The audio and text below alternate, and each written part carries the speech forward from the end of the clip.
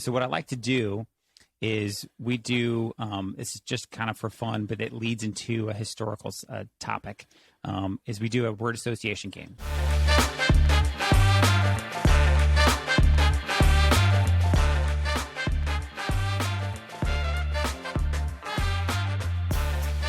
So I'm gonna say some words, and you just kind of say the first thing or phrase that pops into your mind. And believe it or not, eventually it will lead into to a historical event that we'll chit chat about a little bit. So, all right. So the first word I have for you is Kansas. I'd say Jayhawks. Okay. And I said Dorothy. I thought. Oh, okay. All right. So if I was to say 9-0, what would you think? 9-0. I guess I'm thinking of a baseball game when I hear that, like 9-0. Sure. Yeah, I said the same thing. I said a score, football score. Okay. Yeah.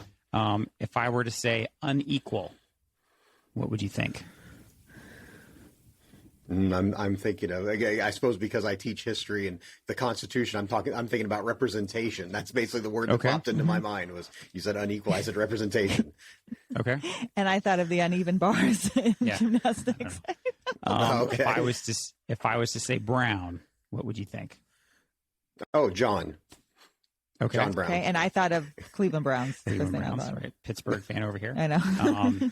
If I was to say Supreme Court, what would you think? The first word that comes into my mind is justice.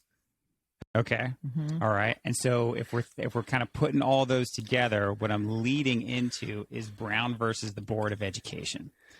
And if you look back on all of that stuff, right, it's actually the Brown versus the Board of Education of Topeka, Kansas.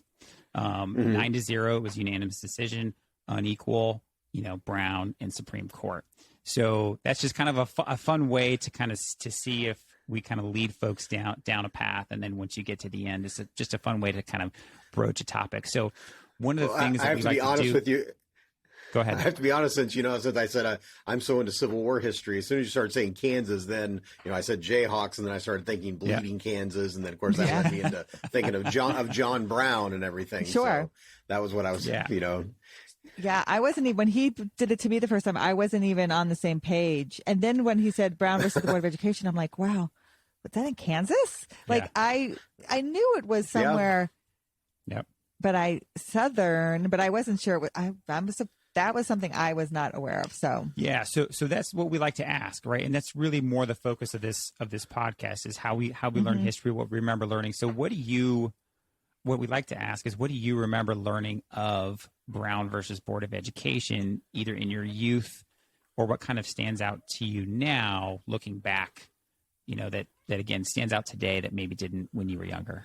Well, I think overall, just, as you get older, you get a better grasp of what history is and what those events were. And I guess, when you're in junior high and high school, and it's tough to try to get students to recognize that something is unfair because, again, students so many times are, I don't know how to want to say, like narcissists. Everything's about them and about what their whole world, and they don't think about people outside of their world.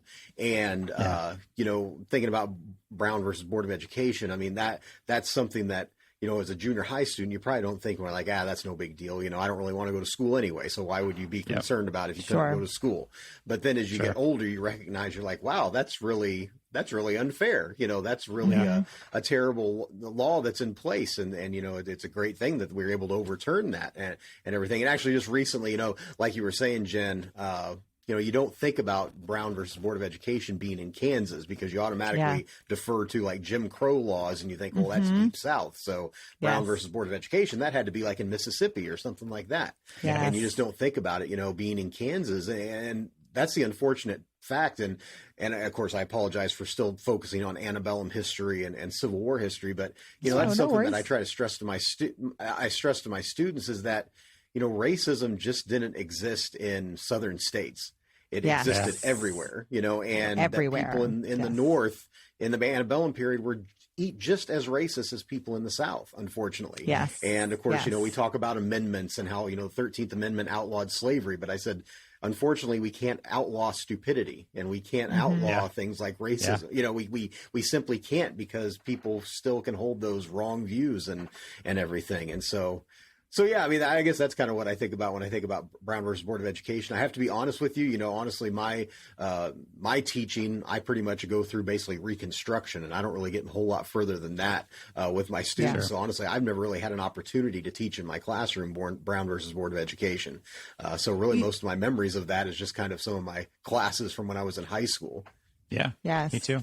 You know, I probably think of it as the South because the best depiction I've ever seen of it was at the Civil Rights Museum in Jackson, Mississippi.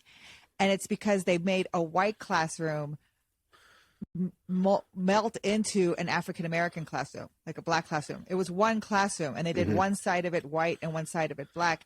And the whole premise of Board versus Education was separate but equal. But they're trying to show you how it was never equal. Like that was the whole thing. Like it's supposed to be equal, but here's this white classroom, nice desks, new things. Everything was painted nicely, you know, and then it melted into benches. Yeah. No desks, benches. Nothing's new. Everything's old and used. And nothing's painted. Everything looks like it's been kind of, you know, put together haphazardly.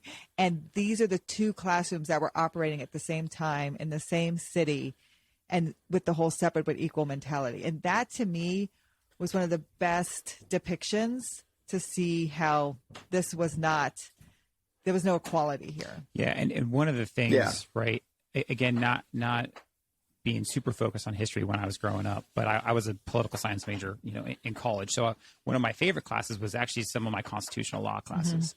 And I actually enjoyed, in a weird way, reading some of those Supreme Court decisions that we would study about some of these bigger, you know, more well-known cases, because these Supreme Court justices are so smart. I mean, they are brilliant lawyers and judges, and the way they write is not only eloquent, but so well put. And I liked the phrase when I was kind of refreshing my memory on this topic was, you know, separate but equal is inherently not equal. Right. And that's kind of how they phrased it. And I like that. You know, I love that aspect of some of those things.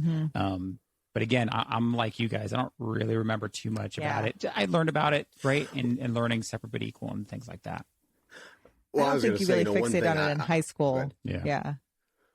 Well, I was going to say, you know, one thing I try to emphasize to my students, because, you know, we go through like the Dred Scott case, and, you know, I make the point that it's like we trust the Supreme Court, and we think that, these guys are brilliant lawyers, and I mean, they're the top of their field, but they don't always make the right decision. I mean, just because the Supreme Court says that this is the right decision, it can be. So, you know, if you go back and look at Plessy versus Ferguson, when they established the whole separate but equal idea, the whole thing, like, that was an absolute, that was an absolutely ridiculous decision. And I mean, and I say to the students, and I'm very much an advocate in the classroom, not to share my own political views, but, you know, I say, you know, there's several decisions the Supreme Court has made that I don't necessarily agree with, you know, personally. And, you know, but I don't necessarily get into those, but I say, you know, you don't always have to agree with what the Supreme Court says or what the government says. I mean, that's one of the great freedoms we have here in the United States, that we can have our own opinions and be able to voice our own opinions. That's a great point. And I think that's a great point of clarification is, there are smart people out there who are intending to do good things, but there's an evolution, as we know, right? As you guys who study history, and me who learns history through, you know, making these videos and podcasts and all that stuff. But there's an evolution, right? I mean, sometimes it's societal, sometimes it's cultural. Yes. It's a mix of everything. So a historian 100 years ago, right, would have a very different opinion on what's right, what's wrong, what's equal, what's not equal. Yes. You know, a very different perspective on history than we do today. So there's, to your point, Jared, there's always going to be an evolution. Yes. Even at the highest levels. Yes. And, you know, and that's what I feel like you, Jared, like I always try to stress that America has never spiked the ball. We've never gotten to the ideal we try to live by. We're trying to get there. That's the whole process, is we're trying to meet these ideals. And it's the ever-going process of that. And sometimes we take a step forward, and sometimes we take a step back. and we try to fix it. And, you know, sometimes that takes time, but it's the whole experiment of trying to reach that ideal that makes it worth it. You know, and the thing is, too, you got to think about, I mean, we're never going to reach that goal because the fact is we're all flawed human beings. I mean, we all have, you know, twisted things in our, you know, and it's like no matter how hard we try, I don't think we're ever going to, we're never going to be able to reach that because it's just, it's simply impossible, you know, since we're all flawed and everything. That doesn't mean we shouldn't try, but it just means, you know, we're getting very philosophical now and everything with all that. Yeah, we are. We're getting into stuff that I like to talk about because I love that kind of stuff. Well, also, Scott, I guess what you got me thinking of there is how much, and again, this is something like sometimes I try to bring this up with some of my higher classes and see if we can kind of talk about it a little bit. But it's like, how much do we hold people in the past responsible for their actions? We've talked because about it's that. like, you know, it's like there's terrible, terrible things people have done in history. But at the time when they did those things were acceptable. And it's like, can we necessarily, as us today, go back and say, well, this person was a terrible, evil person, when at the time period, they didn't necessarily see themselves that way, or other people in society didn't see them that way. So I don't know. I mean, it's one of those things that I don't know if there's a right answer or wrong answer to it. It's just one of those ones that just kind of makes you think, you know? Yeah. And I think that's the best part, Jared. Like, so I taught a couple classes too. I always lead off. I'm going to tell you about the most amazing, heroic people in American history. And I'm going to tell you about these terrible, terrible moments and evil things. And sometimes it's going to be the same person. And I said, and the point is, you're not here to really judge them, but you're here to know them. You're here to understand what happened. You're here to understand those decisions. And I think you feel the same way, Jared. Like, I'm here to teach you how to find the information, what primary sources to look at. Make sure you're looking at the whole picture. Make sure you're not cutting stuff out just to see a person a certain way or an event a certain way. But I'm not here to tell you what to think, just how to think. And the what is very individual to the person. So yeah, and for me, right, when she's providing that, what I'm trying to do from a production and kind of, I'll say it in a weird way, kind of an artistic sense, is provide the context and the story. Because I will say that one thing that I've kind of learned more over the past little over a year now that we've been doing our channel is that there's a whole lot of context that gets lost just kind of over the course of how much education we're trying to shove into all of our young brains, you know, for 12 years and then 4 more years in college and all that stuff, right? So there's a whole lot of context when you're learning history that just kind of gets lost because you can't cover it all. Yes. And so that's one of the things that we do our best to do. To your point, you know, we've got, you know, 8-minute videos for us is on the short end, right? We just published a 15-minute video on the Wright brothers, you know, today. Yes. And we're getting ready to do, you know, another one on a Medal of Honor winner and stuff like that. And so it's hard to get that context in there, but it's so important if you really want to understand a topic or a subject. Yes. And I think that's kind of both what you guys are talking about.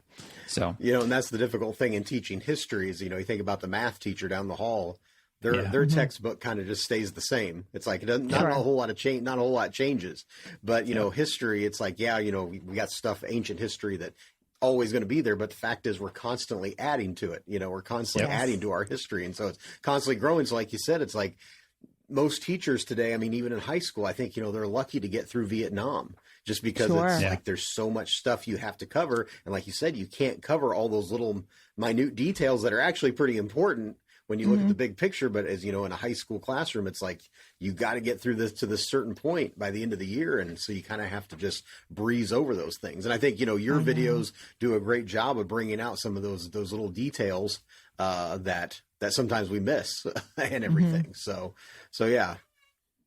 And that's kind of one of the goals with my videos too. Sometimes I try to throw in some of those things so that way they can get a little 5-minute video and there it is with some of those little details. Connect the dots. Like extra little flavor on there. So, well, and that's actually kind of, that's a decent segue kind of into the next question that we like to ask folks. And actually you had kind of touched on it earlier when you talked about your students and kind of how when you're young, you tend to be, for lack of a better word, narcissistic, right? It's your world is yourself, right? So one of the things we like to ask our guests is, what's the first big historical event that you remember happening in your lifetime that kind of really opened your eyes to like, oh my gosh, like I'm not the center of the universe here.